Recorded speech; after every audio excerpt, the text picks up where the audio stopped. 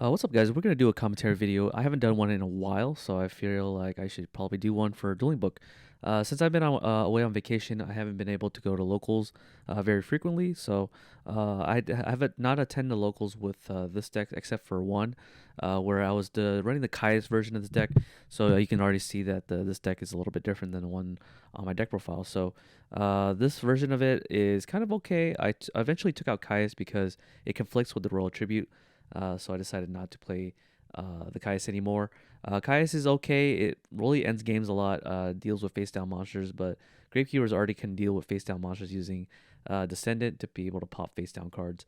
But sometimes I do feel like I should still run Caius because Descendant's purpose is to destroy face down cards, spell and traps, and then you sacrifice for Caius and target the monster. But then you have to waste your whole board. So your board presence is still going to be one Caius as it was before, where you had one monster. Anyways, I digress. So I'm up against a hero beat. I drew a hand of like full monsters, so pretty unrealistic. One of the things I really detest about Dueling Book or simulators in general is that the RNG is always very unrealistic. I shouldn't be able to draw this many monsters. In fact, I should be only drawing at maximum, not two monsters, because I only play like 15 monsters in my deck, and I shouldn't be seeing 5 monsters in my opening hand. So, I'm just gonna roll with it and see what happens here. So my opponent is on hero beat, but I don't know that. So what I do here is I set the hamster because I want to go hamster into Raiko, and I think I set Starlight Road here. Yeah, I set the Starlight Road here to pretty much second guess him into thinking it's a bottomless or something or a deep prison. He sets a depression here, and he doesn't have any monsters. So one of the best things about hero beats still to this day is that if you don't draw a monster, you're playing pretty slow.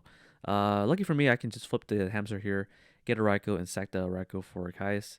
So I'm probably gonna do that here. He's gonna flip the oppression here, so he kind of fools my plan here, and now I'm forced to either summon a monster or set a monster. So I'm gonna set the cat here, and I'm gonna set the bottomless here. Maybe bottomless setting is not really good, but if he does heavy storm, he would have to draw into it, and he can oppression my Starlight Road. So I'm not entirely sure how that's gonna roll here. Okay, so he summons this. He draws into a Stratos, which is really good for him. So he hard draws a Stratos here, and then I bottomless here, and he searches for Alias. So at this point in time, if a lot of you guys may be wondering why I just choose the bottomless the Stratos here and not bottomless the Alias, I do this because I don't want him to Gemini Spark the Alias when I bottomless it. So this is probably the best time to activate bottomless because I can use his own oppression against him when he summons a Deep Sea Diva, or if he summons or activates Miracle Fusion. So I don't mind using this bottomless. This is probably the best time to use it. So I bottomless here. I do have a Cat of Ill Omen set, but I plan not to flip him because in my hand I plan not to flip him because it'll only put the trap card at the top of my deck. So I do play the Upstart Goblin in this deck, but I don't have Upstart Goblin either. So luckily I did draw into Necro Valley, so I fully intend on just sacking the cat face down for the Caius so that I can banish his Royal Oppression. But I draw the Necro Valley, so that allows me to generate a +1. So I activate Necro Valley here. In this position, when I flip, I probably will search for a Dust Shoot.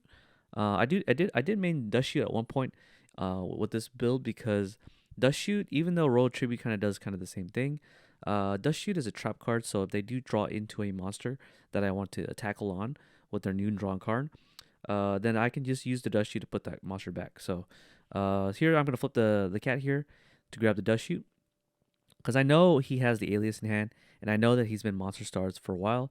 So if I were to resolve Dust Shoot, then his Gemini Spark was most likely going to be dead. So I sacrifice for Kai's here to target the oppression, and I declare an attack for Kai's to get a 2-for-1. He's going to do a Mirror Force, so that trades pretty well.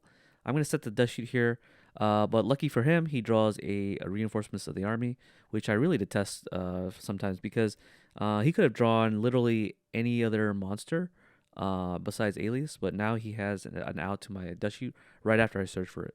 So I activate the Dust Shoot here, and then thinking that I was safe, it turns out I was not because he just top decks another Reinforcement of the Army, and now all his cards are live because his Gemini Spark can deal with all my cards now. So I have a set Starlight Road that doesn't do anything. But lucky for me, I have a Descendant and an Assailant that both have 2000 attack when I summon the monster on the board here. So I do make the mistake here of summoning the Descendant, which I should have summoned the Assailant instead. The reason why I want to summon the Assailant instead is because in the event that he does have an Honest, I know he doesn't have an Honest because I dust sheeted him, but in the event that he does have an Honest, Assailant is probably the correct way to deal with this. Maybe this is not actually a misplay because since I already knew he had no other monsters on his hand, I want to probably keep the Descendant so that I can switch a monster defense mode later on the turn. I know he has set Gemini Sparks, so maybe I just felt like throwing away this Descendant. So this is a really good position for me because Gemini Spark is really bad in this specific scenario because if I attack 2000 into a 19, then he's wasting 2 cards off his board just to deal with my 1 Descendant. And granted, it is going to be a 1-for-1, but it's not going to be a 2-for-1. So this, you always want to be in that position where that's happening. So looks like he made decks a Cyber Dragon here. So now that my Assailant is still in my hand, so I did do the right play after all. The Assailant can actually deal with the Cyber Dragon. So it looks like he draws into a Deep Prison, so that can deal with my Assailant. But he can't summon the Cyber Dragon because I don't have a monster. So I draw into the Evacuation here. I'm going to normal summon the... actually, I don't think I normal summon the Assailant. I think I set the Assailant here. And I set the Compulsory because I don't want to lose my Assailant because I don't have another Gravekeeper in my graveyard, because if this gets Deep Prison, then my Estelle is dead. So I pretty much take that with the Green Assault here. So it looks like he special summons the Cyber Dragon, and then he normal summons his literally his alias that he keeps drawing. And instead of walking into my face down monster because he suspects that it's a spy, he's going to activate the Gemini Spark to destroy the monster here. I'm going to chain the Compulsory here to put back my monster, and hopefully the monster can stick. The whole point I wanted to use Compulsory for was to dodge cards like Deep Prison, but it looks like he's going to force out my Compulsory using the Gemini Spark. Since Gemini Spark needs to destroy a monster, he needs to effectively draw that so that he can draw a card. So since he can't destroy the card because it got compulsed, he doesn't allow me to draw. So this actually turned out to be a 2-for-1. So in some situations, Gemini Spark can be a 2-for-1 in your side because it has to effectively destroy a card. So I was able to get a 2-for-1 here. So even if I lose this Assailant here to a Deep Prison, I don't mind because then it becomes a the Assailant becomes a 1-for-1 with the Assailant. So I now draw into another Stell, which is really bad. So hopefully he doesn't draw into another monster, because if he does draw another monster, it spells out lethal. He does draw into Future Fusion, which is okay. He's already out of 2 heroes and in Stratos. One of the reasons why I really love about Gravekeepers is that if he does draw into a Hero Blast, he can't activate that card because Necro Valley prevents the card from targeting a monster in his graveyard. So all his Hero Blast is pretty much dead, which is why I really like Hero Beat. I like the matchup against Hero Beat with Gravekeepers because Necro Valley pretty much makes it very difficult for them to climb over my monsters. So he's going to shift the Cyber Dragon to attack mode. So thankfully he didn't draw a monster. I need to draw a monster, otherwise I lose this game. I have an Upstart Goblin. I activate it, and I draw into a Book of Moon. So this Book of Moon is going to be defensive. So if he summons any other monster, then I'm doomed. But I pretty much want to second guess him into thinking I have Torrential. He draws into a Solemn Judgment, which is really good in a lot of scenarios because he can set that monster. And if I draw a monster to try to run over the Cyber Dragon, he does Solemn Judgment, and then I'd be screwed over. Lucky for me, I draw the Spy, so I set the Spy here, and then I set the Stell. He draws into the Lancer. Second standby phase, he brings out the Absolute Zero, but I don't have a fear of the Absolute Zero. But he draws yet another water monster, so he summons the water monster to raise the attack points of the Absolute Zero to 3,000, and that can climb over the Spy. So a lot of really good draws for this player, but lucky for me, the Spy can get another 2,500 defense monster. Now I'm on the back seat. However, I do have the Stell, so the Stell is going to be able to help me clear the Lancer here, and I do draw into the Deep Prison. I activate the Stell here to get the Descendant, so that I could potentially use main phase 2 to destroy the Absolute Zero. He doesn't respond to the Assailant, or he doesn't respond to the Descendant with his Solemn Judgment, which is fine. He's going to take out, I'm going to be able to take out the Gemini Lancer because it is a Gemini monster. And then I contemplate whether I want to use the Ascendant to destroy Absolute Zero here. And maybe I should have, because If I had done that, then his Absolute Zero would trigger, destroying my Descendant, and then my D President can deal with the Cyber Dragon. The issue is that I don't have two monsters on the field for me to activate the Starlight Road to negate his Absolute Zero. And even if I did have the Starlight Road active, he has a Solemn Judgment to back that up. So there was really no way for me to actually deal with the board effectively. So my best play here is to set the D Prison and see what happens here. So he begins his turn, and he attacks over my. He tries to attack over my Descendant. I activate the D Prison, and lucky for him, he had the Solemn Judgment for my Starlight Road. So now I'm at 1900. I don't have a monster on the board because now Absolute Zero destroys all my monster, and now I'm out of monsters. Okay, so we go to game two. Really weird game. It felt like he kept drawing like good top decks turn after turn, and it got really annoying to me because like it was perfect for the situation. So I'm just like, okay, whatever. I'll just accept the bullshit. So now I'm gonna go first now, and I side decked this card back in the day when I was trying this deck because Curse of the Royal can negate Dust Tornado and MST on attack declaration. So I don't want to do attack declaration with a monster, and then they go Dust Tornado and destroy the Necro Valley, and my monster can run it into a bigger monster. Eventually, I decided to cut Curse of the Royal, and simply just decided to go for Dust Tornadoes because that's more effective anyways.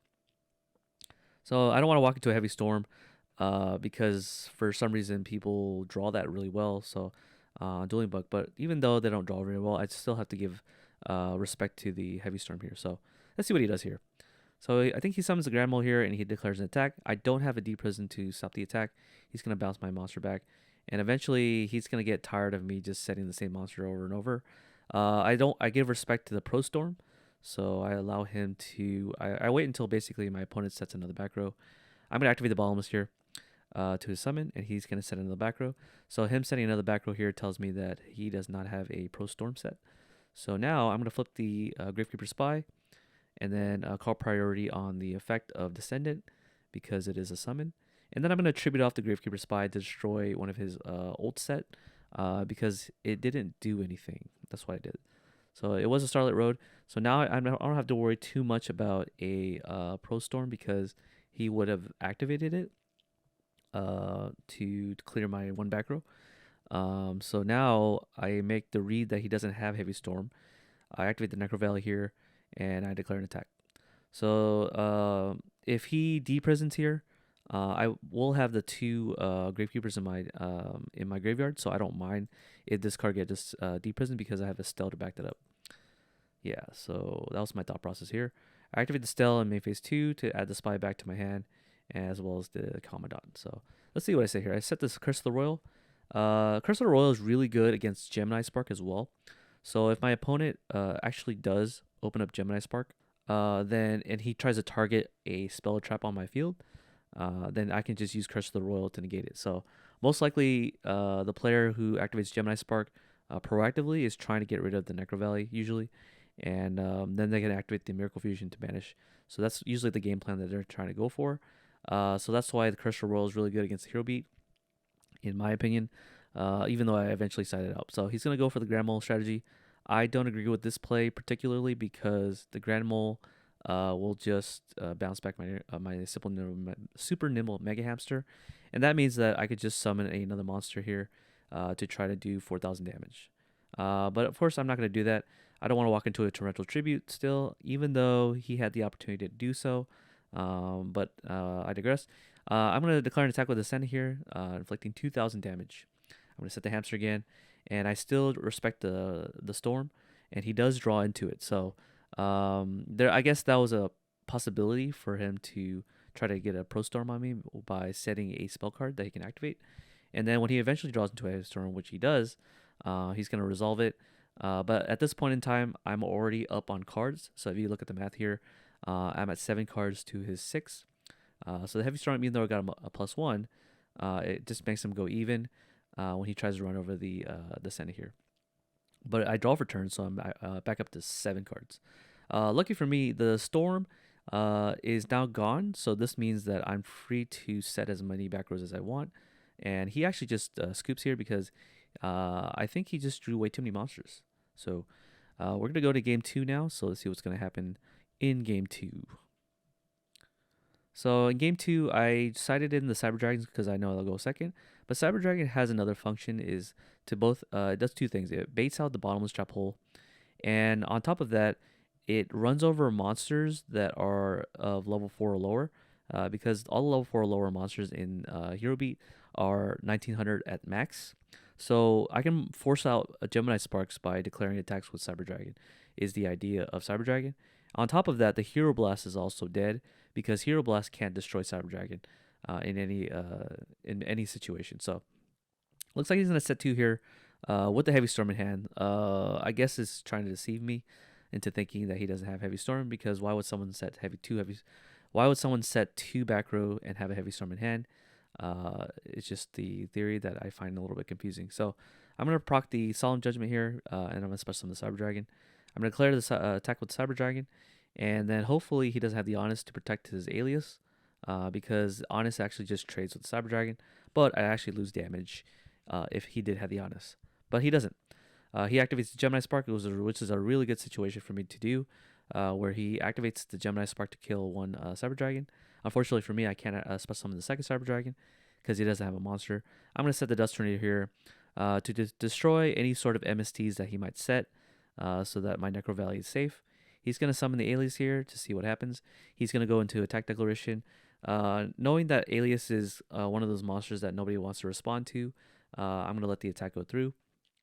And if he does set a back row, I can just Dust Tornado it. And then my Cyber Dragon is free to deal with the Alias. So I haven't ruled out the fact that he doesn't have an Honest yet, because he could have kept multiple aliases in hand. So I do give due diligence to Honest still, but I'm going to special summon the Cyber Dragon here. I notice I have Estelle here, but with no other Gravekeepers. So hopefully this is enough for me to deal with the alias, and it is enough. So now my Book of Moon is able to deal with any monsters that are bigger than 21. So if he somehow finds a way to summon a Diva, then I could just set the Diva so he doesn't go into Catastrophe. Once he goes into Catastrophe, the Book of Moon is going to be useless because he can Contact Fusion my Cyber Dragon with his Catastrophe. So I want to be very wary about that, and Book of Moon the Diva or the Spine Gilman so that his Synchro plays aren't live. So now he's set on the back row here. I don't know what it is, so I just go straight into battle phase and I declare an attack. I contemplate sending another one, but I still want to respect the Heavy Storm, so I just pass here. And he still draws into nothing. So every time he sets a monster, I'm able to deal with it. Now at this point in time, I think I smell that this is a Snowman Eater, because if it's a Snowman Eater serves 2 purposes. It puts a water monster in the graveyard so that his Miracle Fusions are alive, and I'm making the read that he has Miracle Fusion in hand because he hasn't been doing anything with these 3 cards in his hand, and so he doesn't have a water monster. So in order to circumvent the Miracle Fusion, I decided to summon the Kai's here to target the face down monster. Turns out it was an Ocean, so the Ocean would allow him to activate the Miracle Fusion, but I banished the water target, so I don't have to worry. So at this point in time, I had summoned a Kai's, and there was no response to the Kai's, and I declared an attack with Kai's, and there was no response to the declaration of attack. So this kind of leads me to believe that the face down is a card that he can't activate because the conditions aren't met yet. I also rule out that it's not a Dust Shoot because I did have 4 cards in my hand. So I make the read that it is a Hero Blast because it's not something that he could activate in response to Kai's. So now he draws a Nullman of Extermination. He's going to set a monster to try to save himself. And I have the option here of summoning the Descendant to basically attack over the face down monster. It could be a Snowmander. So in the event that this face down card is a Hero Blast, then I want to force it out. I do have a Book of Moon set, so I could save the monster that gets Hero Blasted, but I'm not entirely sure how I'm going to do that. So I'm going to summon the Descendant here. I'm going to go into battle phase, attack into a potential Snowmander. I don't care about Fossil Dyna because Fossil Dyna doesn't do anything against Gravekeepers. It's a Lancer. I declare an attack with Descendant, and it was actually a Hero Blast, and he's going to resolve it. I'm going to let it resolve without wasting my Book of Moon. I'm going to let him have my Descendant here because I don't mind losing the Descendant because I do have a Stell. So I just need one more Stell to. I basically need one more Gravekeeper for Stell to be live. So now he's still on the back foot. He still needs to find a way to deal with my monsters. He's not drawing anything. He's basically drawing a lot of Lancers. So this deck pretty much plays a lot of Geminis. So pretty crazy. Let's see what happens now. He's going to send another back row. I'm going to activate the Commandant, I believe, so that I have 2 Gravekeepers in my graveyard. And my Stell is live. I'm going to activate the Stell, add back the cards to my hand, and then I'm going to activate the Necro Valley, I think. Yeah, he just scoops. So the cool thing about this particular build is that Stell is really, really good at baiting, or what is it? Necro Valley is really good at baiting Heavy Storm. In the event that they Heavy Storm, they think they get a 2-for-1. The reality is, my Stell can actually get me back in the game. So even if he does Heavy Storm for 2-for-1, the Stell gets me back in the game and makes the Heavy Storm a neutral, because then Necro Valley can be activated, and then it was basically that the Heavy Storm just deals with the one back row. So just take that with a grain of consideration when you decide to play Gravekeepers competitively. Is that Stell actually makes it so that Heavy Storm's a 1-for-1, even though it doesn't look like it is. The troubling part is that you have to draw the Stell for that mentality to take place, because if you don't draw the Stell, then Heavy Storm is a 2-for-1, and that's just something that you have to consider. So I take the game against Hero Beat. Granted, he did kind of side improperly. He did draw a lot of Doom Caliber Knights, and he does main deck a lot of monsters that are underneath 2100 attack. So my Cyber Dragon actually ended up doing a lot of work and a lot of heavy lifting, and it ended up that he just doesn't draw into any back rows that can deal with my monsters. He did had the Nobleman of Crossout eventually, but Nobleman of Crossout is only really good against Spy. And then after that, once I had established an entire board, Nobleman of Crossout is, I would say it's less useful. So we're going to go into the next game against other decks, and it's going to be with the build that I have currently. So we're going to play with the build that I have currently, where I main deck the Royal Tribute. I'm going to be going second against a deck I don't know against. I'm going to be going second against a deck I don't know. He's going to be setting the Snowmander, and he's going to be setting the Legacy of Yatagarasu. Funny thing enough is that people who main deck Legacy Yatagarasus often don't have an issue with setting 2, because if I do Heavy Storm going second, he could just chain the Legacy of Yatagarasu and be a 1-for-1. In fact, I probably would have set that Allure of Darkness in his hand, but that's just me. So since I opened up with double Stell here, I decided to go for the Royal Tribute right away, even though I would lose monsters in the process by not summoning a monster. But I'm going to summon a monster. So I'm going to activate the Commandant here at the Necro Valley. The Commandant's now in my graveyard. I'm going to normal summon the Descendant here. And then this may seem counterintuitive, but I'm actually going to activate the Royal Tribute here because he did a T-set, and it's likely that he'll have at least one monster for me to discard. Turns out he kept a lot of spells in his hand.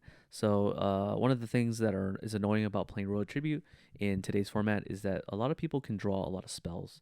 So that might feel really bad. I'm going to lose the Assailant here because I don't mind going -1 because my Stell is going to get me back up. So I'm actually going to even out to the Royal Tribute. So the Royal Tribute turns out to be a 1-for-1. It could have been potentially a better economic play, but my opponent just had a lot of spells. So now he has 5. We're going 5-5. If I can attack some over the monster and it isn't anything, I don't have to worry. The issue is that he is playing zombies, because I did see the Deep Sea Diva in hand and the Book of Life off the Royal Tribute. So I decided not to attack over the face down for fear that it might be a Pyramid Turtle. So he's going to activate Legacy Yatagarasu here. He draws into a Kaius, which is really good for him. However, I don't think he makes that play where he sacrifices for Kaius. I personally would have done it, but he doesn't do it. Activates the Allure here to banish the Gores, and he normal summons the Pyramid Turtle, which I don't think that was the right play. But he could always summon the Kaius.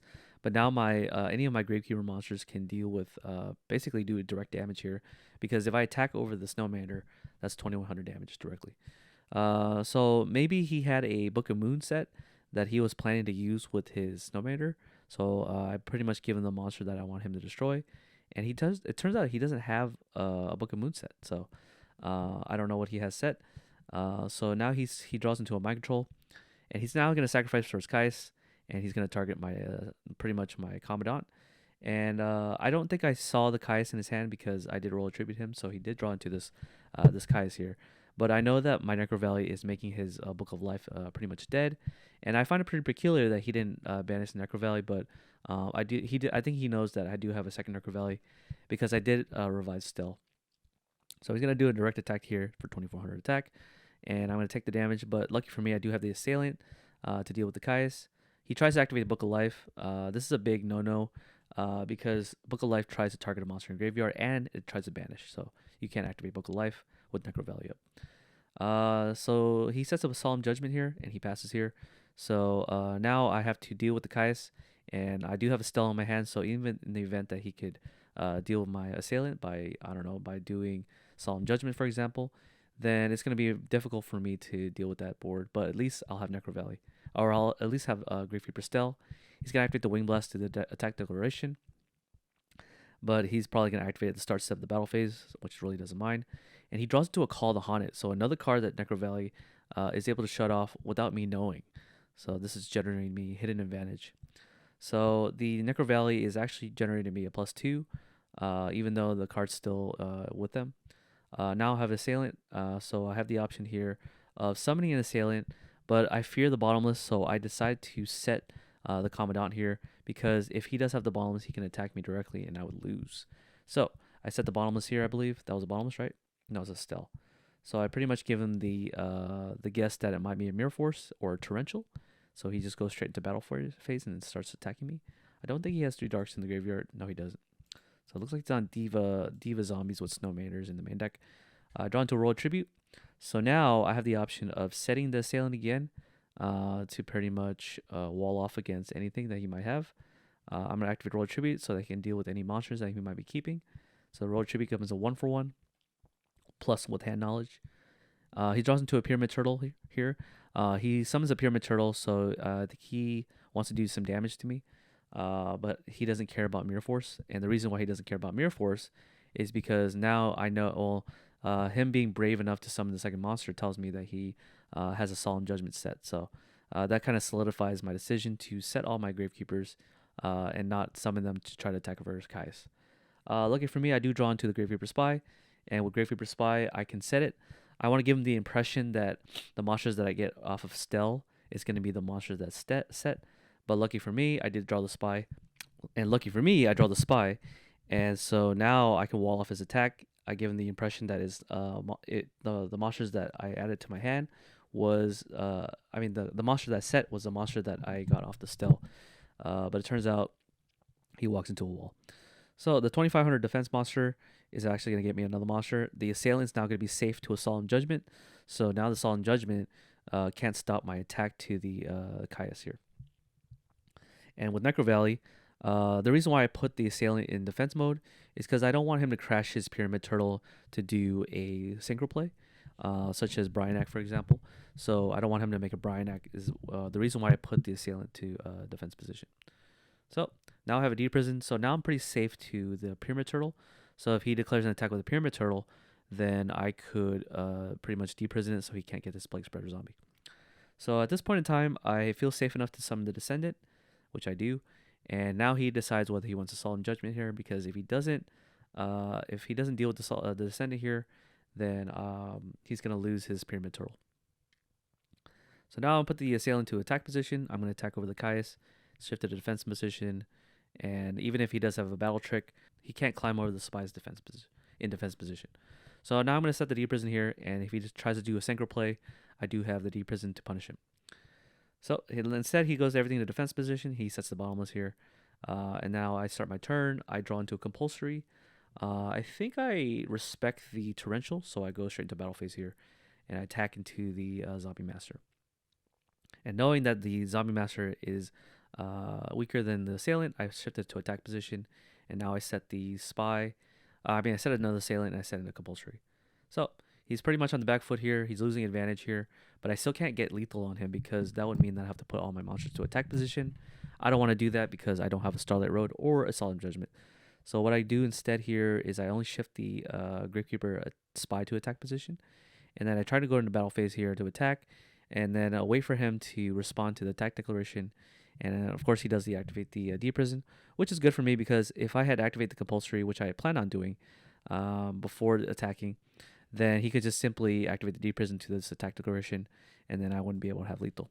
So, looking for me, he activated deprison. I let it resolve, and then I'm going to activate the compulsory here to bounce back my spy so that I can set the spy and then flip over and then get the assailant. Or not assailant, I'm going to get the descendant, and then the descendant is going to be able to pop the Premier Turtle here. He's going to set the Plague Spreader Zombie, which is kind of interesting. He doesn't actually normal summon it and make a Bryanak and make all his cards live, which is, I think it's kind of a misplay. But I guess he doesn't have another card in his hand, so he is losing all the resources. And now I'm going to flip the spy here, get this Descendant, call priority to pop the Pyramid Turtle. And then he bottomlesses over here. And now I can flip over the Assailant, or I can activate Stel here, which I will do. Get the Stel, activate it, get the spy back. And now I'm up ahead in card advantage. I don't want to give him too many more life points, so I'm going to normal summon the Descendant here. I'm going to flip over the Assailant, and he scoops. So I guess this card wasn't anything that could do anything. And then now we go to game 2. So game 2 against zombies. I already have a good advantage against zombies because of Necro Valley. So I don't mind not side decking as much. But I think I side the Oppression here. And if you guys are wondering why I side deck Black Horn of Heaven, it's because Bryanak, Dragon of the Ice Barrier, is the one monster that I'm afraid of, because he can bounce back my Necro Valley and it will make all my monsters really weak. I think I also side deck Deck Devastation Virus because my Cat of Ill Omen can search for it. And since Zombies is one of those decks that has a lot of small monsters, Deck Devastation Virus would be a very good card to resolve. Looks like I draw into a Royal Tribute, and I don't have a Necro Valley, so that's pretty unfortunate for me.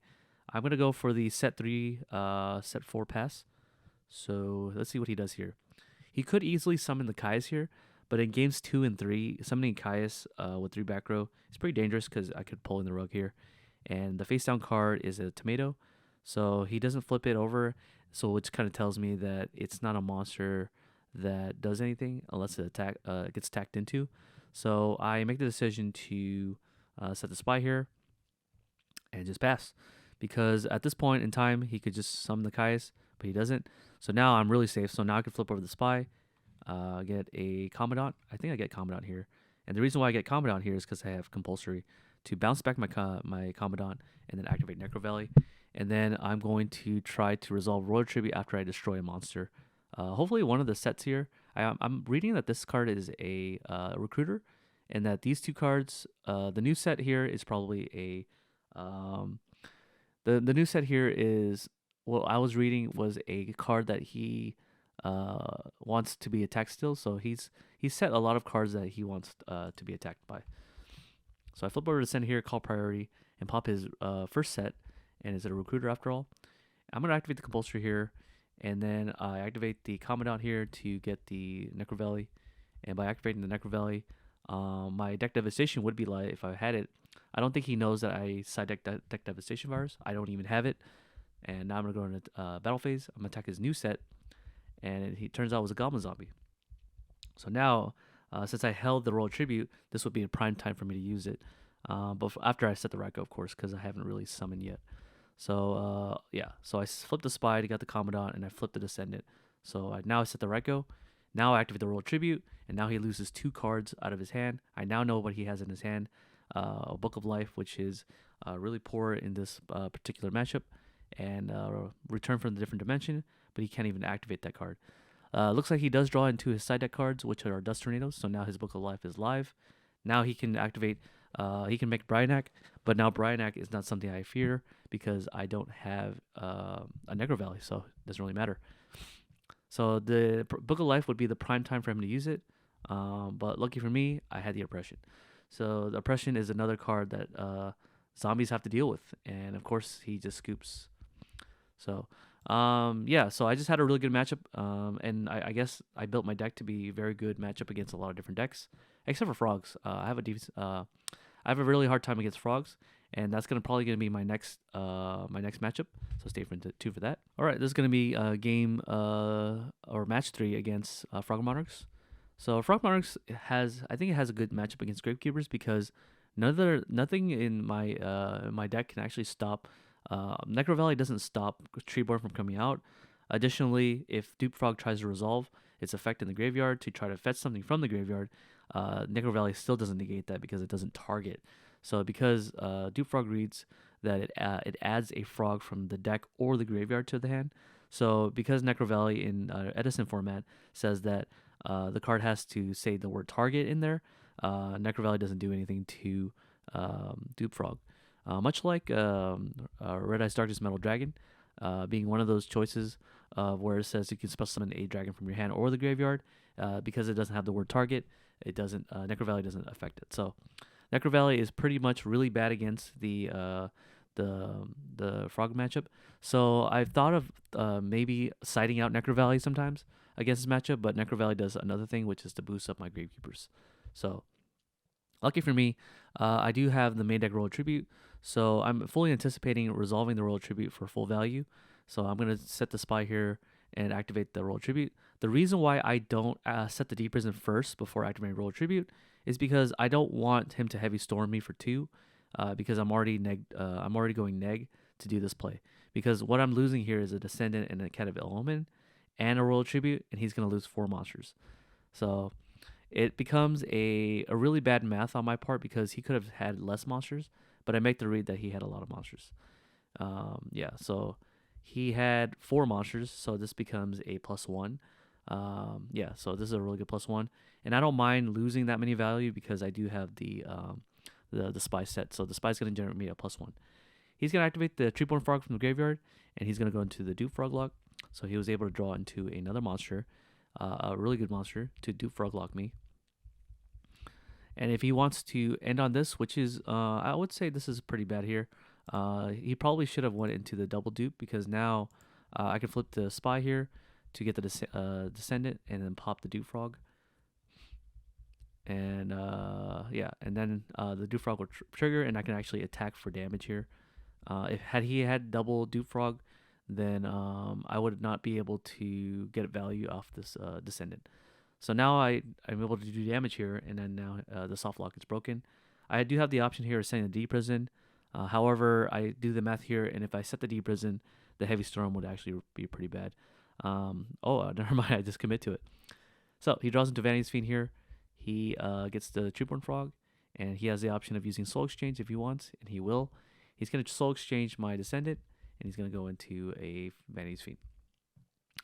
But I do draw into a Royal Tribute. I know that he has a face in his hand. He has a Swap Frog because he got it off the Dupe Frog. So I don't want to use Royal Tribute right away. So what I do is I just pass without doing anything. He summons a Ryza to bounce back my Spy, and he puts it back on top. Now I'm going to activate the Deep Prison to deal with the Vanity's Fiend. I think he shouldn't have attacked with this card because that was locking him. That was locking my guy from special summoning. So now I can special summon with the Spy that I drew back into with the Ryza. And I think I don't know if I activate Royal Tribute here. Maybe I do. Let me see. No, I don't. So he draws into a Smashing Ground. He special summons a Treeborn Frog. Looks like he main decks a lot of weird cards. He's going to attack into my Spy. I'm going to get a monster. I'm going to get Assailant. Assailant is actually really good against frogs because Assailant can shift the Treeborn to attack position, and that would actually do some damage to the Treeborn. So I get the Assailant here. However, I'm actually going to go for the Ryza here because I don't want the Ryza to do anything to me. Funny enough, he doesn't actually return the Ryza here. I would have returned the Ryza instead of returning the Swap Frog because the Swap Frog would have been, it wouldn't do anything. But I do have Royal Tribute, I guess, but I don't know if he knew that I had a Royal Tribute. So, yeah. So he should have definitely bounced back to Ryza with the Swap Frog. And then, yeah, pretty much that would be it. So, yeah. So he activates Smashing Ground, deals with my Spy in defense, and he passes. So he's not doing much. I'm going to summon the Commandant here. This is the reason why you guys don't play, you shouldn't play Terraforming. Because if this was a Terraforming instead of the Commandant, the Terraforming it's not a monster that you can summon. So that's why Commandant is always taking priority over Terraforming. So I activate the Royal Tribute here to deal with the Swap Frog. I'm going to go into battle phase, shift this frog to attack position, and he's going to be taking 4,000 damage here. So that's half his life point gone, and now he has to find a way to deal with this board. I know he has brain control, so I force him to use it, which is good for him. and then now he's going to crash or kill my assailant. And now my assailant's gone, so I can't deal with the Treeborn Frog now. So even if I get the Commandant back, he's forcing me to draw another monster. But lucky for me, I draw into Starlight Road. Never mind. Draws into Soul Exchange. He passes here without doing anything. I draw into Stell, which is really good because now the assailant can actually spell lethal by shifting the Treeborn Frog to attack position.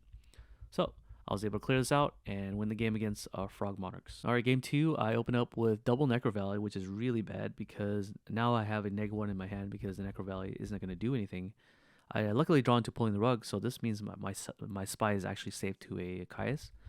So I decide to set the Pulling the Rug and not activate Necro Valley because Necro Valley is not doing anything in this particular matchup. Okay, so now he flips over the spy. He summons a Swamp Frog, or he subs a Substoad, and now he can make his Dew Frog lock. I don't care about Dew Frog lock too much because my spy can deal with that, which is what I really like. What I really like about Gravekeepers is the ability to deal with the Dew Frog. He still doesn't do the Dew Frog double Dew Frog lock. I'm not sure if that's correct. I still don't think it's correct. So I don't think he learns his lesson. So I flip over the spy here. At this point in time, I'm contemplating whether I should get Commandant because I want Commandant in the graveyard, but I don't have a way to add the Commandant back to my hand, either by Stell or Compulsory. So I think I go for the Assailant here. Yeah.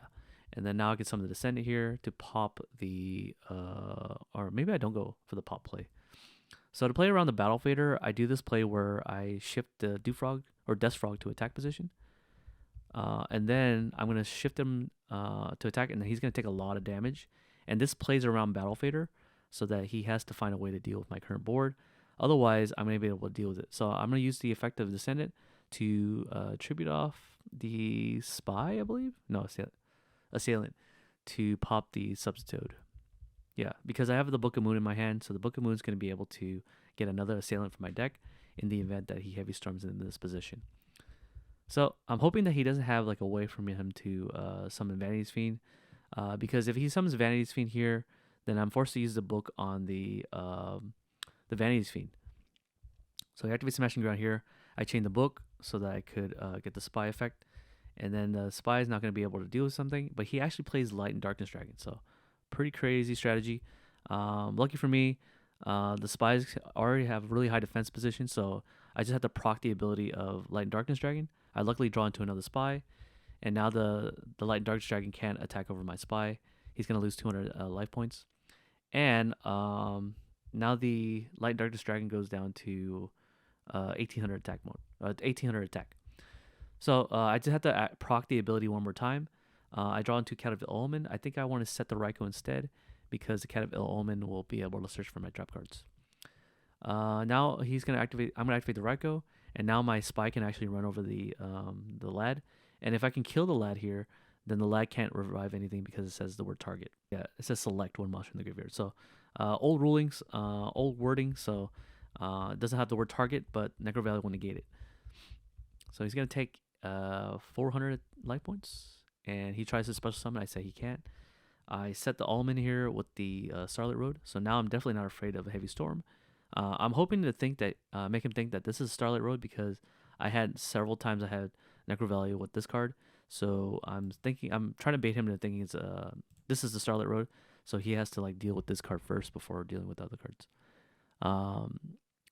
So it looks like he chooses not to special summon here.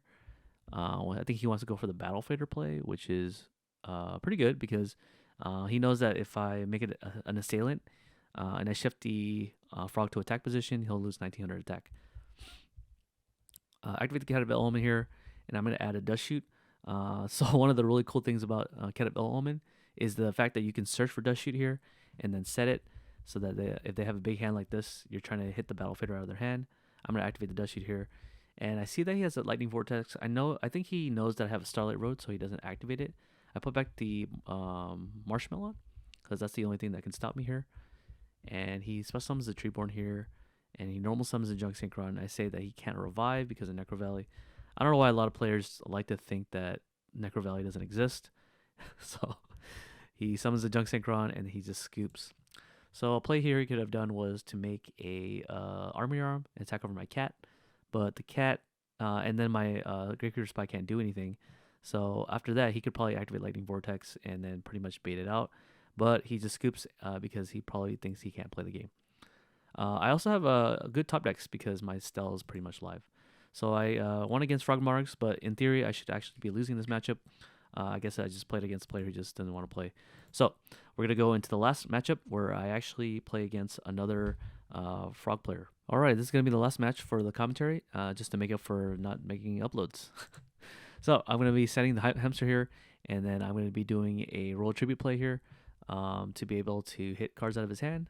He hits the gores out of his hand, and then I was able to get a I traded a royal tribute and assailant for 3 of his cards. So this is going to be a +1. So it's going to be a 2 for 3. Simplified game state, but it looks like a 2 for 3, but it's actually much more than that because my hamster can resolve and they get me more value. So now that I know that he doesn't have gores anymore, I do have the option to flip the hamster here to get the Cat of Ill Omen.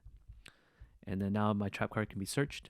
I don't know why I didn't declare an attack here. I should have, because the gores is in the graveyard, so there's no reason to fear.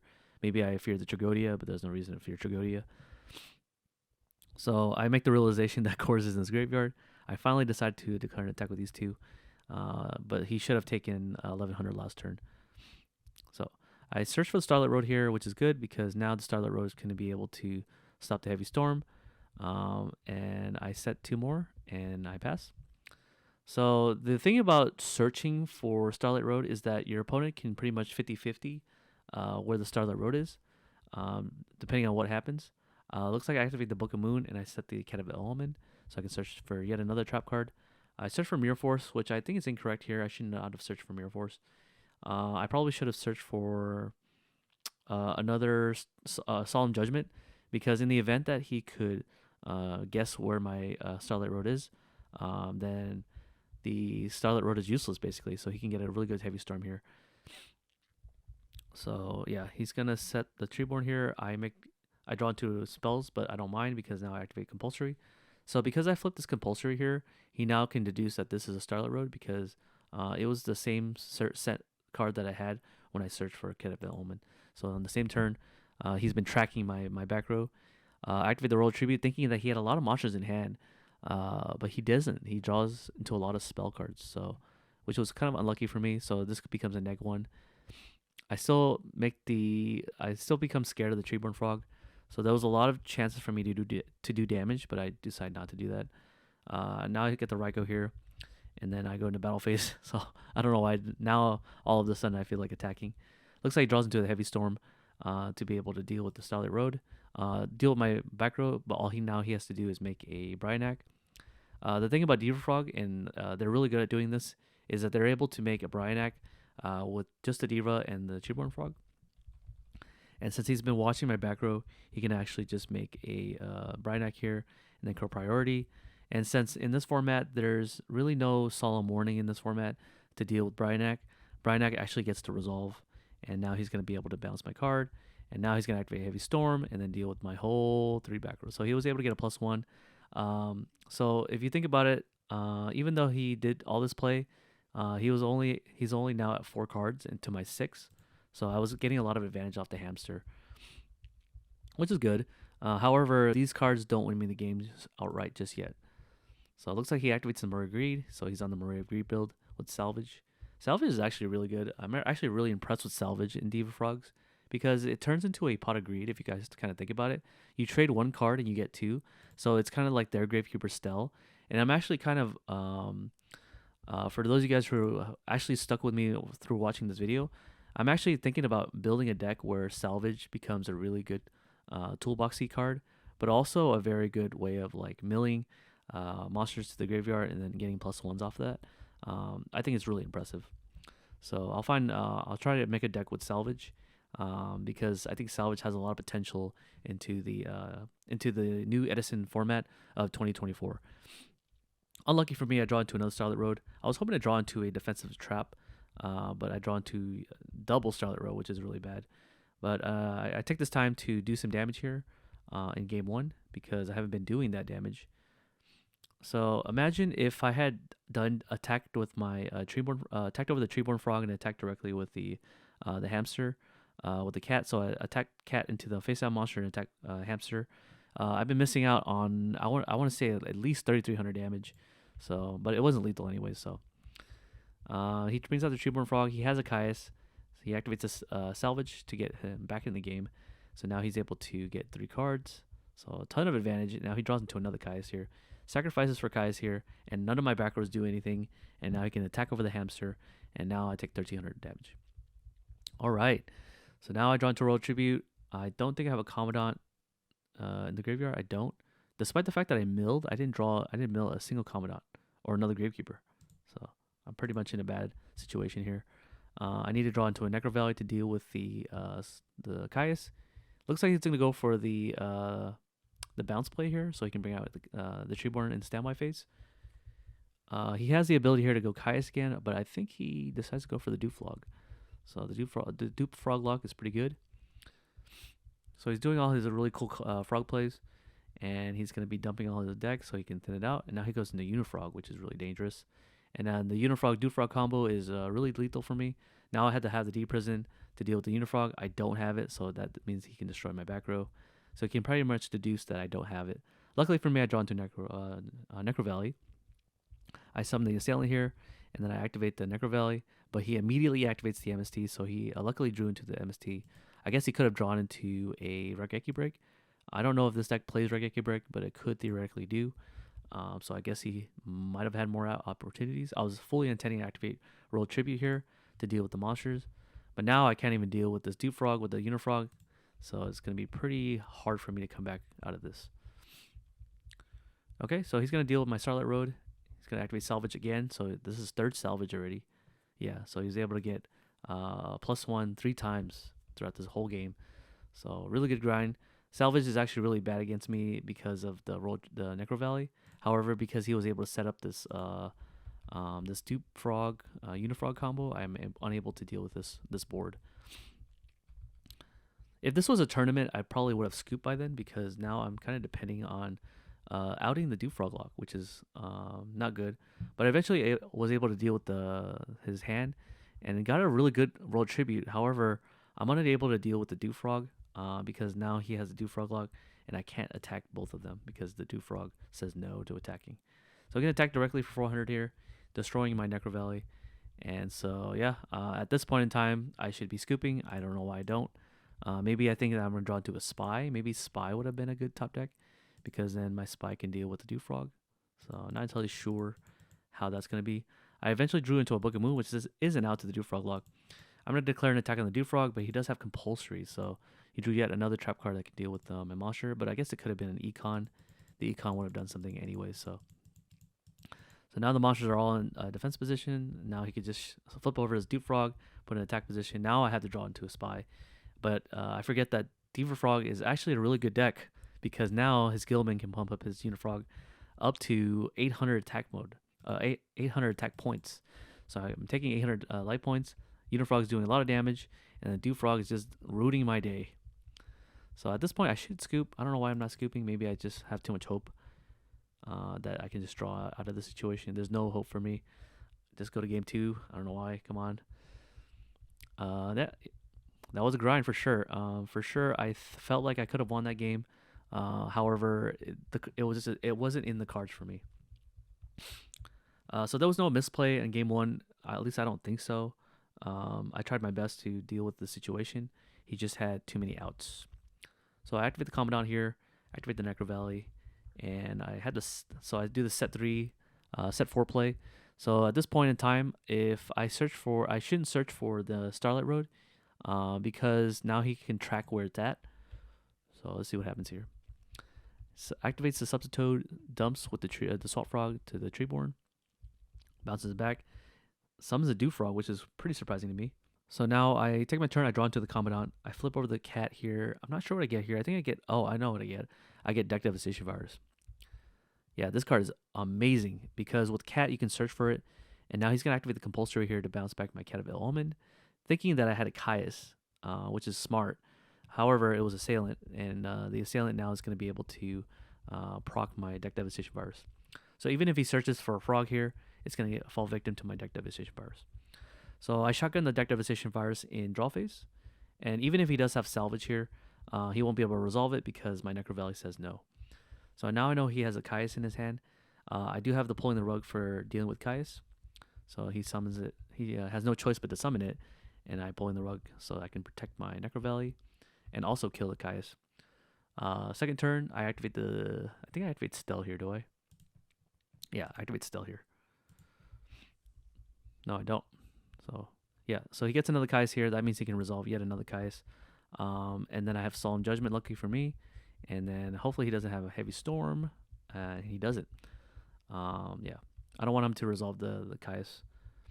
I flip over the cat here to get pulling the rug because pulling the rug seems to be good. I don't know why I don't get Starlight Road because that should have been the correct play. Maybe I make a read he doesn't have Heavy Storm, but that's just incorrect. Oh, I know that he doesn't have Heavy Storm. I know he doesn't have Heavy Storm because I deck Devastation Virus him.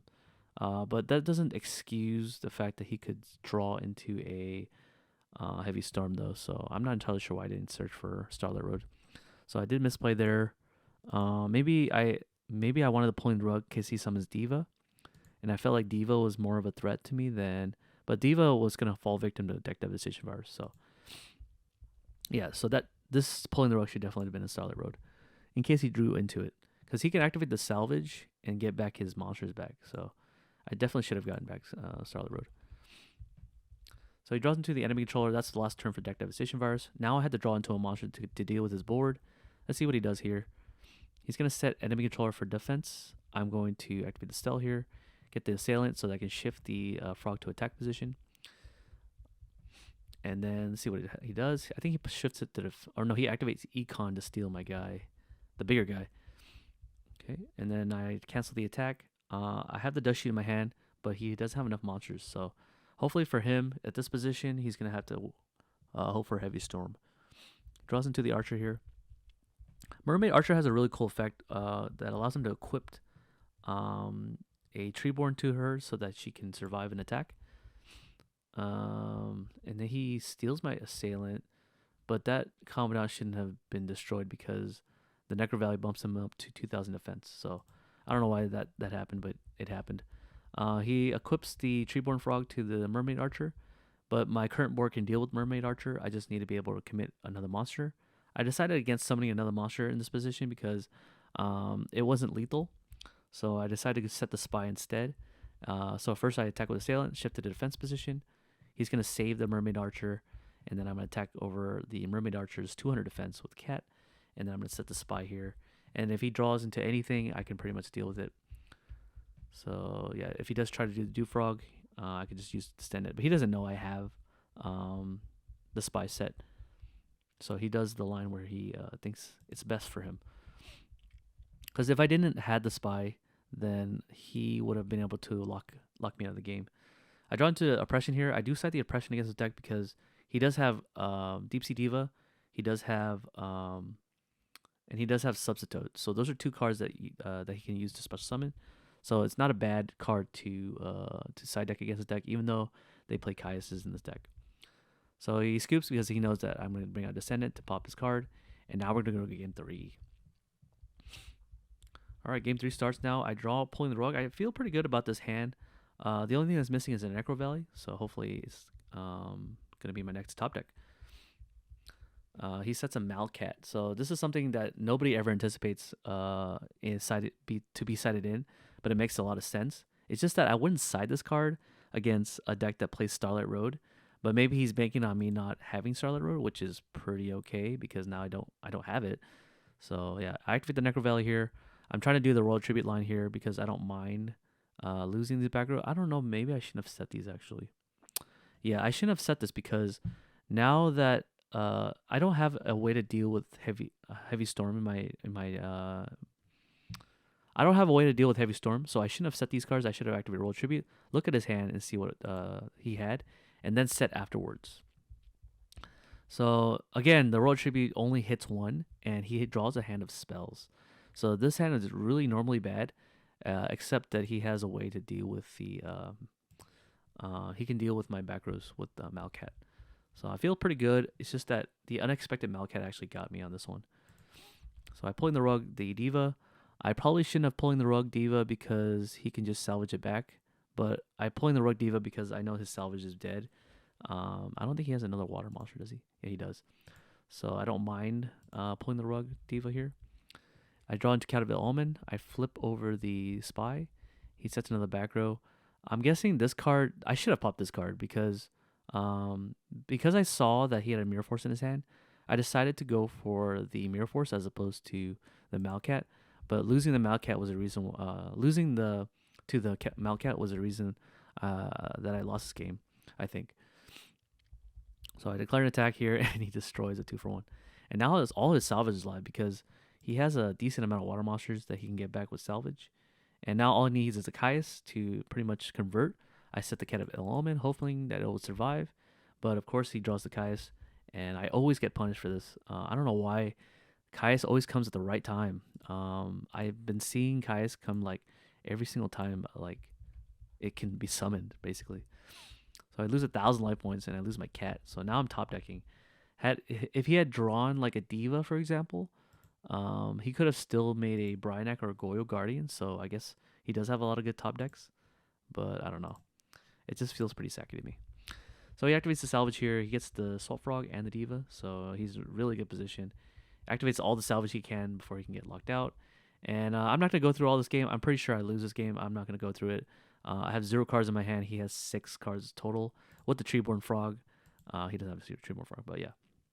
So yeah, I pretty much lose this game. As a spoiler alert, there was I guess I misplayed, but it's weird to play around Malcat because I was trying to play around the Mirror Force. So he played very well. I actually think that this deck is really good. Diva Frogs is highly underplayed in today's format.